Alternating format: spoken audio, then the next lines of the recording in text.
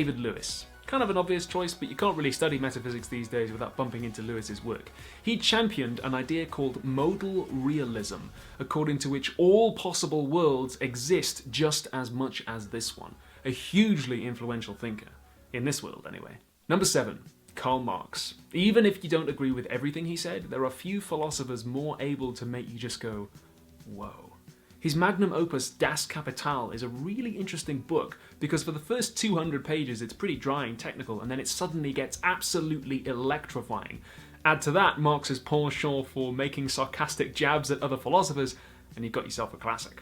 Number 8. Elizabeth Ashford. One of the really interesting fields in philosophy right now is the philosophy of global justice, which asks questions like, who has moral responsibility for global warming?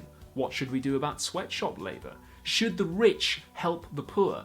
And Ashford has written a ton of interesting stuff on those questions and on human rights. She takes a really clear, analytical approach to the complex problems of the modern age. She's also just a really lovely person, if you ever get the chance to meet her. She's super nice. Number 9. Talia Becher. A lot of Becher's work starts by asking, how can we make sure that we use philosophy to make the world a better place? Her work on the philosophy of gender, for instance, tries always to bear in mind how the work itself can be used to liberate people who are oppressed on the grounds of their gender, particularly trans people. You can find a free link to one of her lectures in the doobly-doo. And lastly, number 10, Jeff McMahon. Applied ethics is a really difficult field sometimes, and McMahon is one of the philosophers who's just dived straight into that deep pool. He's written on gun ownership, healthcare, euthanasia, war, torture, government policy, and although in some of his more formal writings he never says anything in one page that he could say in 12, he is certainly thorough. And once you get the hang of reading him, there is some really interesting stuff in there. Those are my top 10 philosophers that you need to know. They'll help you engage with the world today and hopefully give you some interesting things to think about.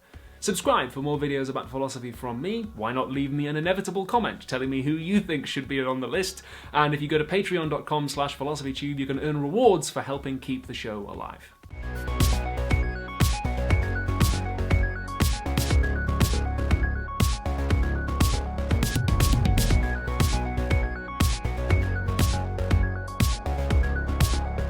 He championed an